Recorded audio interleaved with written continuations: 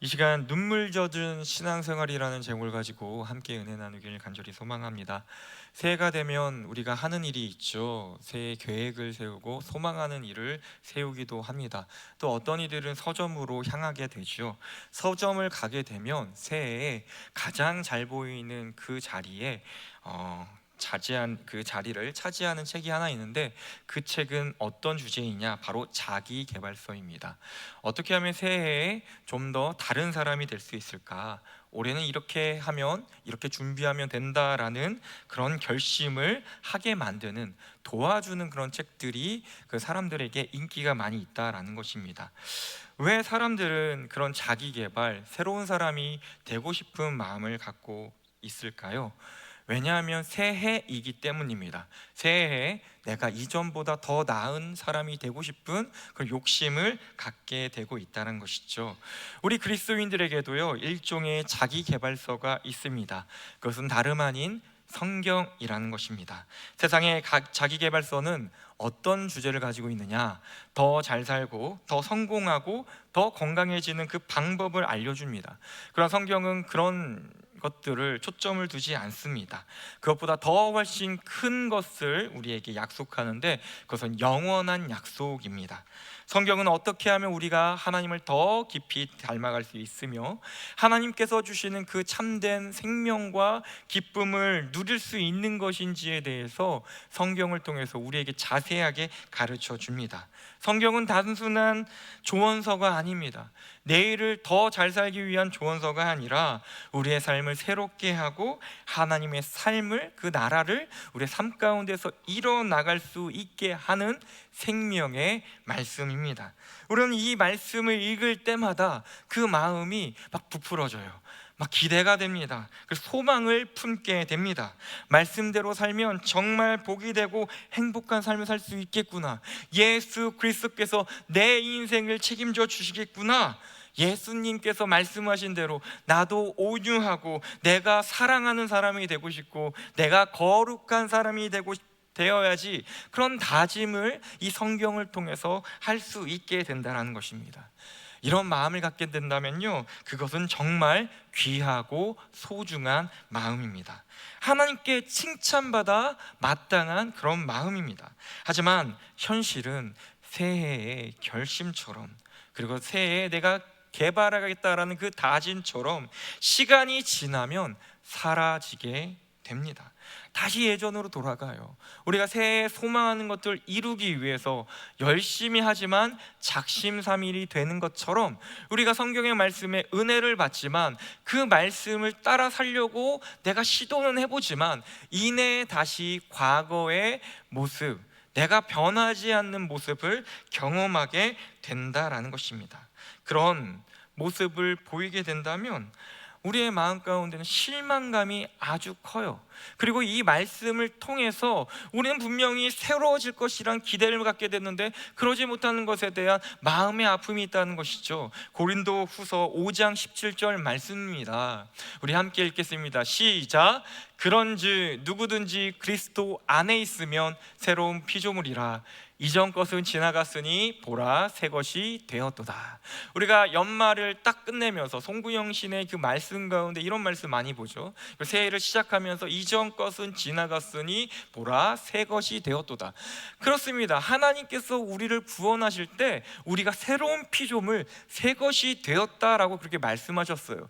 그러면 우리가 과거의 죄인이에서 우리가 예수 그리스도를 믿고 구원받았을 때 우리는 이 말씀을 믿음으로 나아가잖아요. 우리는 새 것이 되었다, 새로운 피조물, 새 창조가 되어서 새 사람. 그때 예전에 예수님께서 말씀하실 때 어떤 이가 궁금해 했잖아요. 내가 다시 태어난다고 한다면 부모님 그 뱃속에 들어가야 되는데 내가 어찌 들어갑니까? 그렇지 않다. 예수 그리스도를 믿음으로 새로운 피조물로서 창조된다. 그 말씀을 우리가 들었기 때문에 변화에 대해서 얼마나 기쁨으로 받아들입니까? 또한 우리가 인생으로 경험해 봤잖아요.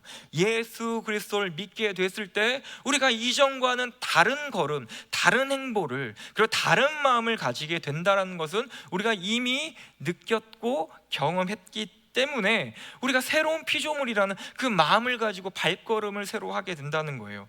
그런데 다시 예전으로, 옛 본성, 옛사람으로 돌아가는 내 모습을 보았을 때 우리는 이런 걱정을 하게 되지 않겠습니까?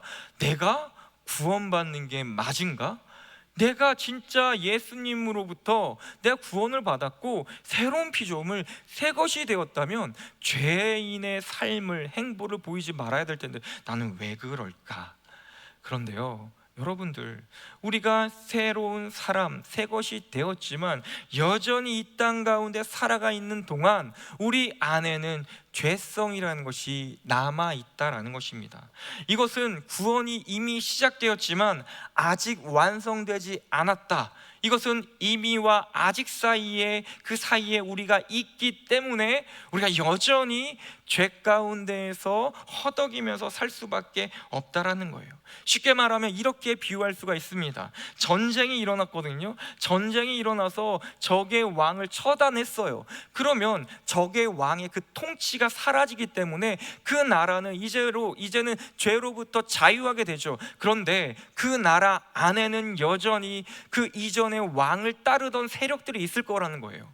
그러면 이것이 한 나라가 완전히 정복이 되기 위해서는 어떻게 해야 됩니까? 그 안에 한 사람 한 사람 적을, 그 왕을 따르던 자들을 색출해내서 죽여야 되는 것이죠. 다 정복을 해야지만 비로소 완전한 정복을 이룰 수 있는 것입니다. 마찬가지입니다. 예수님께서 이 땅 가운데에서 십자가에 달려 죽으시고 부활하사 우리가 죄와 사망의 그 모든 고리를 끊어냈지만 여전히 아직 주님께서 부활하시고 올라가셨던 그 예수 그리스도께서 아직 재림하지 않으셨기에 아직 우리는 이미와 아직 그 사이에 있기에 아직 완전히 정복되지 않았기 때문에 사단 마귀가 마치 자기가 왕인 것처럼 하는 그 세상 가운데서 우리는 죄에 때로는 넘어지면서 살 수밖에 없다라는 것입니다. 우리는 긴장감 같은 그 긴장을 하는 그 인생을 살고 있다라는 것입니다. 그렇기 때문에 우리는 여전히 죄와의 그 갈등 가운데에서 우리는 믿음으로써 우리의 삶을 지켜나가야 한다는 것입니다. 때로는 말씀대로 살고 싶어요. 또 다시 넘어지고 싶지 않아요. 그러나 다시 내가 옛 습관에 따라서 죄를 지을 때 우리는 괴로움을 느끼게 되고 또한 내 삶에 대해서 실망을 경험하게 돼요. 사도 바울도 이와 같은 고민이 있었다는 것입니다. 사도 바울은 14절, 오늘 우리가 읽었던 14절 말씀에 이렇게 고백하는 거예요. 우리가 율법은 신령한 줄 알거니와 나는 육신에 속하여 죄 아래에 팔렸도다 라고 말하고 있습니다. 이 말씀은 이렇게 해석할 수가 있습니다. 하나님의 그 말씀은 완벽하지만 나는 여전히 죄의 힘에 이끌려 달리며 그 말씀대로 살지 못하는 그런 존재다. 이 말씀을 해석하면 그런 말씀으로서 해석할 수 있다는 거예요. 그러면 여기서의 나는, 이 중간에 나는이 나오는데 여기서의 나는은 예수님을 믿기 이전의 나일까요? 아니면 예수님 믿고 난 이후의 나일까요? 죄에 흔들리고 있다라고 말하고 있거든요. 죄에 사무치고 다니고 있다고 하거든요. 그러면 우리가 느끼기에는 예수님을 믿기 이전이기 때문에 죄에 휩쓸려 다니겠구나라고 생각하고 있겠지만 과거에 이미 신학으로도 여러 가지의 논쟁이 있었어요. 로마서 이 7장에 여기에서의 나는 사도 바울이 예수님을 믿기 이전이다. 왜냐하면 예수님을 믿고 난 이후에 그 삶이 어찌 거룩한 삶을 살 수 있지 않겠느냐, 어떻게 죄에 흔들릴 수 있겠느냐라는 정말 율법주의자 같은 그런 신학자들이 이거는 예수님을 믿기 이전이기 때문에 죄에 흔들린다는 그 고백을 하고 있는 것이다 라는 얘기를 하고 있었는데요, 오늘날로 오면서 이 말씀이요 바뀌게 됩니다. 이 신학적으로요. 이것은 바울이 예수 그리스도를 믿고 난 이후에도 여전히 죄와 싸우고 있는 그 모습, 주님의 그 율법, 하나님의 그 말씀과 율법은 진실되고 신실하고 그것은 확실한 거지만 그 말씀에 따르지 못하고 내가 죄에 흔들리는 그 구원받은 이후의 그 삶의 그 고뇌를 지금 이 말씀 가운데 쓴 거구나 라고 오늘날은 신학자들은 그렇게 고백하고 있다는 것입니다. 저도 역시 그렇습니다. 저도 이전에 좀 율법주의자 같이 행했던 때가 있었어요. 그 학생들이나 후배들이나 사람들을 보면서요, 왜 저렇게 살지? 예수 그리스도를 믿으면 좀 사랑 좀 해야 되고, 예수 그리스도를 믿으면 좀 죄와는 멀리하고서 죄를 안 지어야 되는데 왜 저 사람들은 저렇게 할까? 아니, 하나님을 사랑하는 마음은 분명히 있어야 되는데 왜 교회 일에 열심히 하지 않은 거지? 예수를 안 믿은 거야. 그런 좀 율법주의자 같은 마음이 있었어요. 그런데 신앙생활을 하면 할수록, 그리고 제가 아이들을 가르치면 가르칠수록 그렇지 않구나, 저의 죄된 모습을 보면서 바울과 같은 그런 고뇌와 걱정과 근심들을 똑같이 하게 된다라는 것입니다. 사도 바울은 그렇게 말하고 있어요. 육신에 속하여 죄 아래에 팔렸다. 여기서 육신에 속했다라고 말하고 있어요. 여기서 육신은요, 그냥 육체적인 그런 내 몸, 육신만 말하는 것이 아니라 여기서 육신은요, 그 몸뿐만이 아니라 육신을 따르고 있는, 죄를 따르고 있는 이 생각들도 같이 포함되어 있어요. 그 육심에 나는 팔렸다, 따라가고 있다라는 거예요. 노예처럼 끌려가는 그런 인생을 다시 사는 것 같은, 내가 예수님을 믿었지만 그런 인생을 사는 것 같다라는 것을 지금 표현하고 있다라는 거예요. 여러분들, 술, 담배에 중독됐던 사람들 아시죠? 술, 담배에 중독됐던 이 사람들이요, 정말 열심히 노력해서요 끊을 수가 있어요.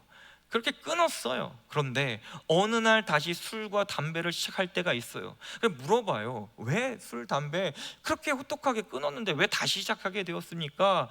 그러면 돌아오는 대답이 뭐예요? 내가 열받는 일이 있어서, 내가 스트레스를 너무 받아서, 세상 사는 게 너무 힘들어서 내가 이것을 다시 시작하게 되었다라고 말하잖아요. 그런 모습 우리가 많이 보잖아요. 죄도 마찬가지예요. 예수 그리스도를 믿고서 새 사람이 되었지만 여전히 내 가운데에는 옛 본성이 남아 있어서 내 마음이, 내 믿음이 연약해지고 약해지면요, 그 사이를 파고들어서 다시 죄를 따르게 만든다는 것입니다.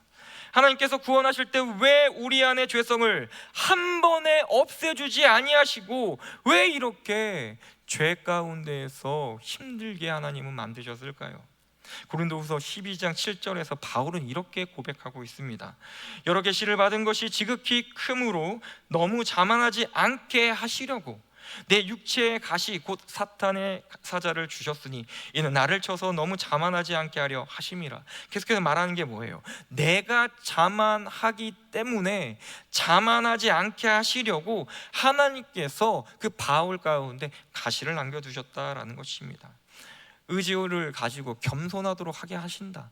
어쩌면 이 죄 가운데에서 우리가 넘어지고 하는 가운데 있었던 것은 결국엔 우리가 내 힘으로는 내가 선을 행할 수 없구나, 예수님의 은혜 없이는 오늘도 살 수 없구나, 죄를 내가 이기기 위해서는 예수 그리스도의 능력이 내가 오늘도 필요하구나 라는 것을 깨닫게 하기 위해서, 칼빈 역시도 이에 대해서 이렇게 말해요. 하나님이 우리 본성 안에 죄성을 일부러 남겨두신 것은 겸손케 하고 그리스도를 더욱 바라보게 하려는 목적이다라고 설명하는 거예요.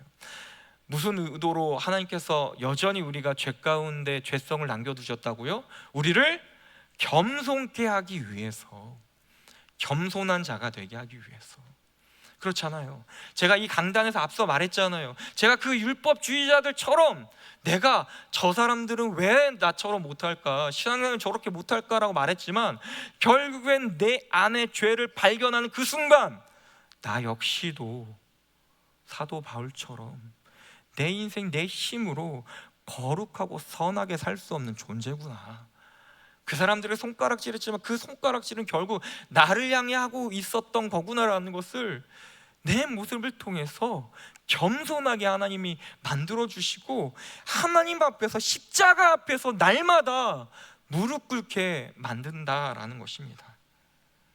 그러니 바울은 이 말씀을 적었기에 누구보다 자신이 죄에 넘어질 수 있는 존재, 자신이 죄에 굉장히 연약한 자라는 것을 잘 알고 있었습니다. 하나님을 사랑하고 하나님 말씀대로 살고 싶은 그 열정과 열망은 가득하고 간절하였지만 마음만으로는 그 죄를 이길 수 없다는 사실을 사도 바울은 깨달았습니다. 바울은 18절에 이렇게 고백해요. 우리 함께 읽겠습니다. 시작. 내 속 곧 내 육신에 선한 것이 거하지 아니하는 줄을 아노니 원하는 내게 있으나 선을 행하는 것은 없노라.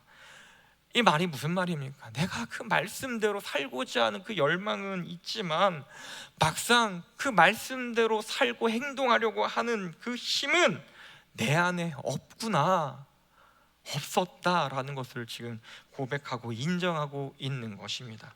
이어진 19절에서는 좀 더 솔직하게 고백하고 있습니다. 19절 함께 읽겠습니다. 내가 원하는 바 선은 행하지 아니하고 도리어 원하지 아니하는 바 악을 행하는도다. 사도 바울은 얼마나 선을 행하기를 원했겠어요. 나 정말 하나님 말씀대로 전하고 싶고 하나님 말씀대로 살고 싶다, 선을 행하기를 그렇게 원하는데 정작 그 선을 행하지 못한다. 오히려 내가 원치 않은, 내가 따르고 싶지 않은 그 죄의 길, 악한 일을 내가 반복하고 있다. 이게 얼마나 안타까운 고백입니까? 좋은 줄 알면서도 하지 못하고, 안 하고 싶고 안 좋다라는 것, 잘못된 것인 줄 알면서도 또 다시 반복하는 그 일상을 바울은 그 신앙생활 중에 경험하게 된 것입니다.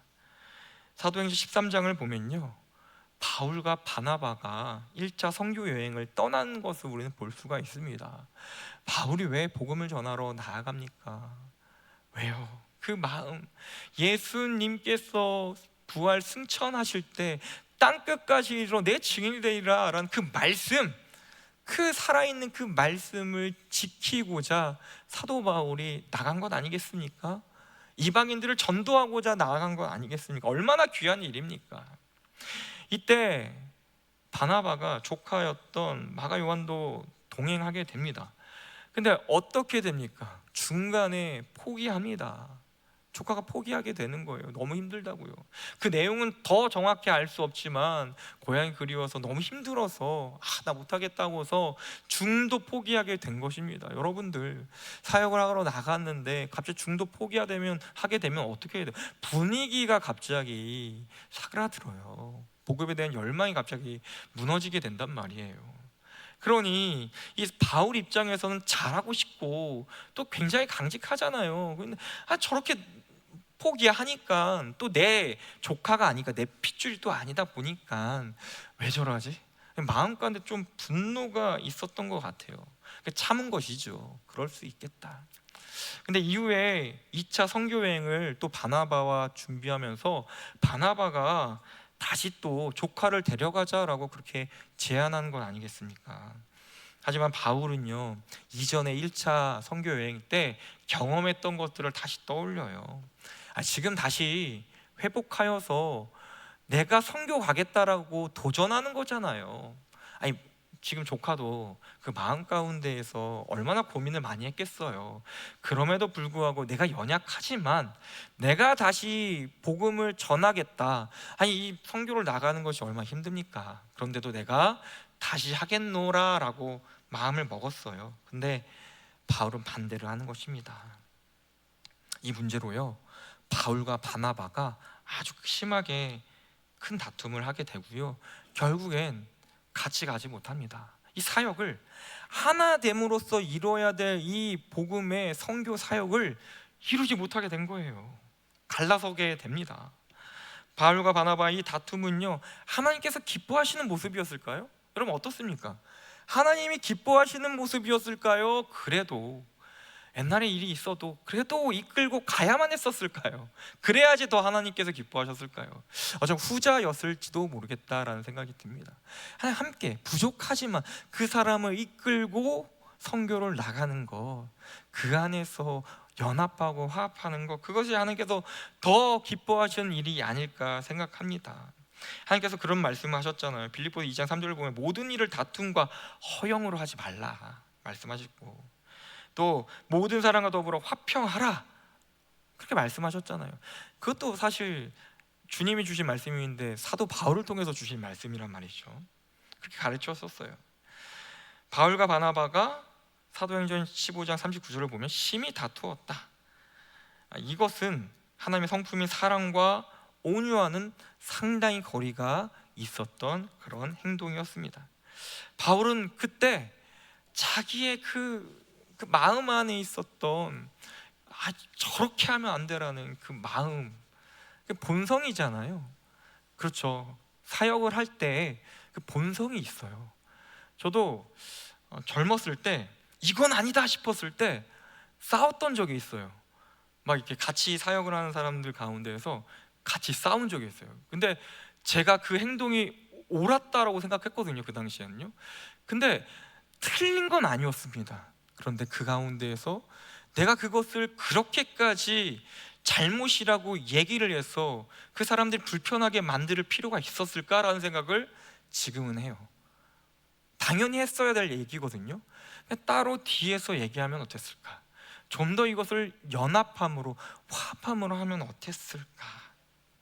아마 바울도 그런 마음을 느꼈을 거예요. 왜냐하면 사도행전의 이 시기와 이 다퉜던, 지금 바나바와 바울이 다퉜던 시기와 지금 오늘 로마서 7장의 이 시기에는 좀 몇 년의 차이가 있습니다.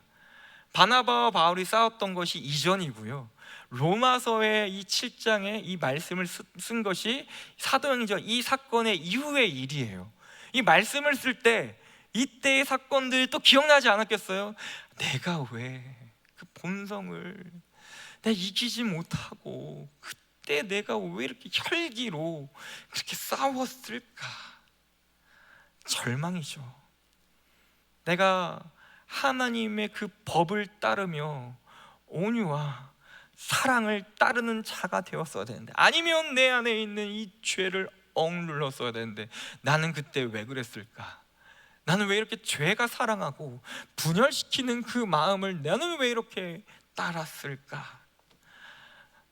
여전히 지금 로마서를 쓰고 있는 이 순간에도, 이 7장을 쓰는 이 순간에도, 로마에 있는 그 교회 성도들에게 전할 때에도 이 바울은 자신의 삶의 고백, 내가 정말 힘들게 신앙을 지키려고 노력하는 그 모습들, 때로는 좌절하는 그 마음을 담아서 지금 쓴 거라는 것이죠. 그런 마음으로 24절은 이렇게 탄식하는 것이죠. 오라, 나는 공고한 사람이로다. 이 사망의 몸에서 누가 나를 건져내랴. 오라, 탄식입니다. 탄식. 가슴이 터질 것 같은 그 절망과 고통 속에서 나오는 그 탄식이 오호라. 바울은 그 자신을 공고한 자, 공고한 사람이다 라고 그렇게 외치고 있거든요. 이 공고하다라는 것은 뭐냐면, 또 다른 의미로 해석을 해보자면 비참한 사람이라는 거예요. 오라, 나는 비참한 사람이다. 죄를 이기지도 못하고 그 죄에 무너지고 그 죄로 인하여서 내가 살아가고자 했던 그 소망의 삶, 희망도 잃어버리고 내가 죄를 따를 수밖에 없었던 그런 비참한 인생을 살아가는 그런 자.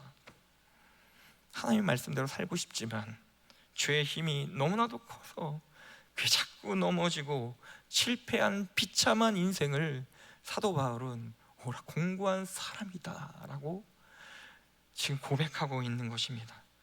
그리고 자신의 육체를 뭐라고 말합니까? 사망의 몸이라고 해요. 사망이 뭐예요? 죽어있는 몸이에요. 죽어있는 시체는 그것을 이끌고 가는 자들에 의해서 아무런 저항하지 못하고 끌려갈 수밖에 없는 것이거든요. 지금도 내 몸이 사망의 몸이다, 죄에 그저 끌려갈 수밖에 없는 그런 육체다라는 것을 말하고 있는 거예요. 내가 살아있다면 죄를 거절하고 도망치겠지만 마치 죽은 자처럼 내가 아무런 저항 없이 따라갈 수밖에 없는 그런 비참한 인생. 내가 눈 떠보니까 내가 죄를 짓고 있더라. 내가 눈 떠보니까 분노한 이유더라. 상대를 괴롭게 하고 힘들게 하고 비참하게 만드는 자가 나였도다. 그래서 바울은 이렇게 절규하는 것입니다. 누가 나를 이 사망의 몸에서 건져낼까? 이 말은 내 힘으로 이 문제를 절대 해결할 수 없음을 고백하는 거예요. 누가 나를 꺼내 주어야 된다라는 것을 지금 말하고 있는 것입니다. 간절하게 부르짖고 있는 그런 말씀인 것입니다. 바울은 구원받지 못해서 괴로워하며 우는 것이 아니라 예수 그리스도로 이미 구원받은 사람이었습니다. 그렇다면 뭐가 문제입니까? 바울이 진정으로 괴로워하고 있는 이 이유는 하나님의 뜻대로 살면서 하나님의 그 기쁨이 되는 그런 삶을 살고 싶지만 죄의 본성에 끌려 넘어지는 자신 때문에 괴로운 것이에요. 그래서 바울은 그런 말을 하지 않습니까? 나는 날마다 죽노라. 날마다 자신을 부인하고 죄와 싸우는 삶을 살았던 인생이 바로 바울의 인생이었습니다. 여기서 우리는 한 가지 중요한 질문을 다시 던져야 됩니다. 나는 지금 이런 사도 바울과 같은 그런 외침의 마음을 가지고 있는가?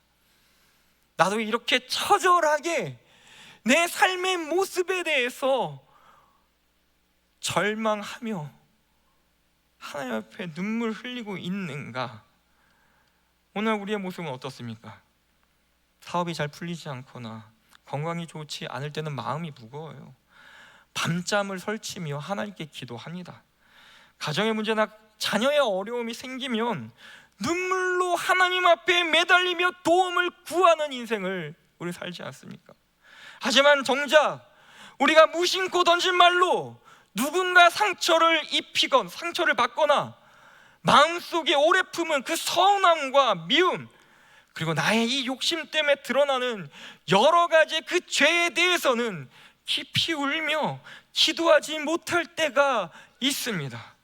더 많은 돈을 벌고 싶어서 정직하지 못한 그 선택을 할 때, 아니면 다른 사람보다 더 앞서고 싶어서 비교하고 질투하는 그 마음을 가지고 있을 때, 내 명예와 자존심이 상하며 사랑보다 분노가 더 먼저 올라올 때, 이런 모습이야말로 하나님 앞에서 돌이켜야 할, 분노하고 하나님 앞에 눈물을 흘려야 될 죄의 문제임에도 불구하고 우리는 종종 대수롭지 않게 넘겨버리지는 않습니까? 우리의 신앙은 단순히 그 문제를 해결하기 위한, 내 앞에 있는 그 장애물과 같은 그 문제를 해결하기 위한 기복신앙이 되는 것이 아니라 눈물 젖은 그 신앙생활을 해야 합니다. 눈물 젖은 빵, 그 의미가 무엇입니까? 내 고난, 아픔, 그때 먹었던 그 빵을 기억한다는 거 아닙니까? 눈물 젖은 빵은 평생을 잊지 못하는 거예요. 눈물 젖은 우리의 신앙생활은요, 평생 기억에 남을 신앙생활이고요, 눈물 젖을 신앙생활을 하면요, 우리 자녀들이 그것을 보고 배우고 나아갈 거예요. 우리의 눈물은 세상의 고난 때문에 흘리는 눈물이 아니라 하나님 앞에서 자신의 죄를 깨닫고 돌이키며 우리의 연약함을 인정하고 은혜를 구하는 그런 눈물이 되어야 할 것입니다. 하나님께서는 그런 눈물을 귀히 보십니다. 그 눈물을 통해 우리의 마음을 더욱더 부드럽게 빚으시며 그리스도를 닮아가는 그런 인생을 살 수 있도록 인도하여 주실 것입니다. 24절에서 바울은 바뀌지 않는 자신의 모습에 대해서 굉장히 괴로워했습니다. 그러나 사도 바울의 그 눈물은 절망으로 끝난 것이 아니에요. 로마서 7장 25절에는 이렇게 말하고 있습니다. 우리 주 예수 그리스도로 말미암아 하나님께 감사하리로다. 왜 예수 그리스도께 감사하다고 말할까? 이어지는 로마서 8장 1절과 2절의 말씀에 이렇게 말하고 있습니다. 그러면 이제 그리스도 안에, 예수 안에 있는 자에게는 결코 정죄함이 없나니 이는 그리스도 예수 안에 있는 생명의 성령의 법이 죄와 사망의 법에서 너희를 해방하였음이라 라고 말하고 있습니다. 사랑하는 여러분, 이것이 복음입니다. 우리는 여전히 죄와 싸우며 넘어지고 또 후회합니다. 때론 우리의 연약함 때문에 약심하기도 합니다. 그러나 예수 그리스도를 믿는 그 순간 우리는 더 이상 하나님께서 우리를 정죄하지 아니하신다. 왜냐하면 예수님께서 이미 우리를 십자가에서 그 모든 죄값을 지불하셨기 때문이다. 그러면 우리의 신앙은 실패와 넘어짐으로 끝나는 것이 아니라는 거예요. 바울은 안 거예요. 괴롭고 힘들지만 내가 다시 버티고 일어날 수 있는 것은 예수 그리스도의 그 은혜. 눈물 젖은 회개로 시작하지만 결국 감사 기쁨으로 나아가요. 그 감사가 다시 우리로 하여금 죄와 싸울 힘이 되고 소망이 되어서 우리를 믿음의 길로 걸어가게 합니다. 자신의 연약함과 죄의 본성을 인정하며 흘리는 눈물이 있고요, 죄와 싸울 힘이 내 안에서 나오지 않음을 인정하고 하나님께 도와달라고 매달리며 흘리는 눈물도 있어요. 그리고 회개로 시작해서 하나님의 은혜를 바라보며 소망으로 이어지는 그 눈물이 있어요. 이런 눈물로써 주님 앞에 나아가게 될 때 하나님께서는 우리를 붙드시며 죄와 싸울 힘을 주시며 감사 기쁨으로 가득한 그런 신앙의 길로 우리를 이끌어 주실 줄로 믿습니다. 바울과 같은 그 눈물 젖은 신앙생활 속에서 주님이 주신 그 은혜 가운데 다시 일어서서 하나님이 주시는 그 은혜와 위로, 그 자유를 경험하시는 저와 여러분들이 되길 간절히 소망합니다. 기도하겠습니다. 살아서 역사하시는 하나님 아버지, 우리는 세상의 문제 때문이 아니라 우리의 죄와 연약함, 그것에 아파하며 흘리는 눈물에 대해서 우리는 살펴보았습니다. 그 눈물이 우리를 더 겸손히 주님 앞에 나아가게 할 것입니다. 우리가 우리의 죄의 연약함, 우리의 육신의 연약함을 놓고 주님 앞에 무릎 꿇는 자들이 되게 하여 주시옵소서. 주님, 오늘 우리의 신앙이 눈물 젖은 그런 신앙이 되게 하여 주시고, 그 눈물이 절망으로 끝나지 않고 복음 안에서 감사와 기쁨으로 변하게 하여 주시옵소서. 끝까지 눈물로써 주의 길, 믿음의 길 걸어가는 우리 모두가 되게 하여 주시옵소서. 예수님 이름으로 기도합니다. 아멘. 찬송가 292장